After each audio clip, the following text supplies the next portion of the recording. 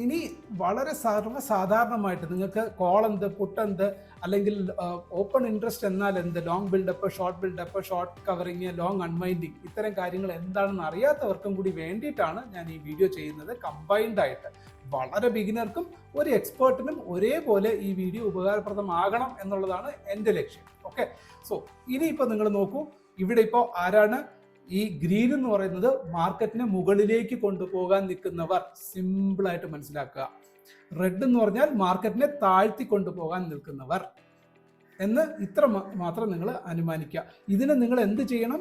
നിങ്ങളും chart open ചെയ്യുമ്പോൾ നിങ്ങൾക്ക് ധന്നിലൂടെ മാത്രമേ ഇത് ലഭിക്കത്തുള്ളൂ. ഞാൻ ലിങ്ക് ഡിസ്ക്രിപ്ഷനിൽ കൊടുത്തേക്കാം. ധന്നിൽ നിങ്ങൾ ഇല്ലാത്തവർ ധന്ന് തീർച്ചയായിട്ടും ധന്നെടുക്കുക. വീഡിയോ ലൈക്ക് ചെയ്യാത്തവരുണ്ടെങ്കിൽ വീഡിയോ ലൈക്ക് ചെയ്തിട്ട് വേണം ബാക്കി കണ്ടിന്യൂ ചെയ്ത് കാണാൻ. തീർച്ചയായിട്ടും വെരി യൂസ്ഫുൾ ആയിട്ടുള്ള ഒരു ഇൻട്രാഡേ ട്രേഡിംഗ് ടിപ്പാണ് ഞാൻ നിങ്ങൾക്ക് പറഞ്ഞു തരുന്നത്. ശ്രദ്ധയോടുകൂടി കേൾക്കുക. ഓരോ പോയിന്റും വളരെ വളരെ ഇമ്പോർട്ടൻ്റ് ആണ്. Okay, come to the point. അപ്പം നിങ്ങൾ ഓപ്പൺ ചെയ്യുന്ന സാഹചര്യത്തിൽ ചിലപ്പോൾ ഇവിടെ ഇപ്പോൾ OI എന്ന് കാണും മേളിൽ. ഇത് എങ്ങനെ എടുക്കുക? ഒരിക്കൽ കൂടി ഞാൻ നോക്കാം. OI പ്രൊഫൈൽ നിങ്ങൾ പോവുക. ഫസ്റ്റ് ഓഫ് ഓൾ OI പ്രൊഫൈലിൽ പോകുമ്പോൾ അതിങ്ങനെ കാണിക്കും. OI എന്നായിരിക്കും ആദ്യം ഡിഫോൾട്ടായിട്ട് കാണുക. നമ്മൾക്ക് വേണ്ടുന്നത് ചേഞ്ച് ഇൻ OI. ചേഞ്ച് എന്ന് പറയുന്നത് എന്താണ്?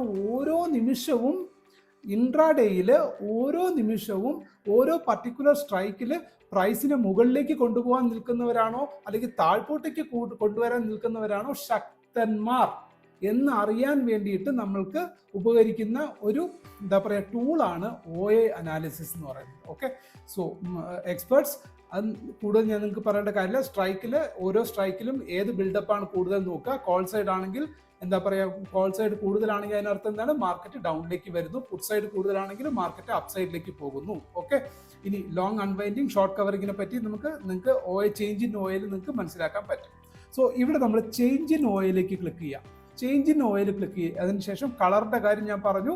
നിങ്ങൾ പരിചയമില്ലാത്തവർ എന്ത് ചെയ്യുക? കളറിൽ പോവുക. കളറിൽ പോയിട്ട് കോളിൻ എന്ന് പറഞ്ഞിട്ട് എന്ത് കൊടുക്കുക? കോൾ. നമ്മൾ സാധാരണ ബൈ സെല്ല് ചെയ്യുന്ന സമയത്ത് കോളിൻ്റെ കളർ ഗ്രീൻ ആയിരിക്കും, പുട്ടിൻ്റെ കളർ റെഡ് ആയിരിക്കും. പക്ഷെ ഇവിടെ നിങ്ങൾ ചെയ്യേണ്ടുന്നത് വളരെ ശ്രദ്ധയോടുകൂടി നോക്കുക. കോൾ സൈഡ് എന്ന് പറയുന്നത് കളർ റെഡ് തന്നെ കൊടുക്കണം. പുട്ട് സൈഡിന്റെ കളർ ഗ്രീൻ കൊടുക്കണം.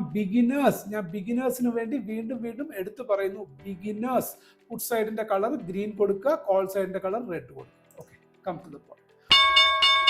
Investments in the securities market are subject to market risk. Read all the related documents carefully before investing.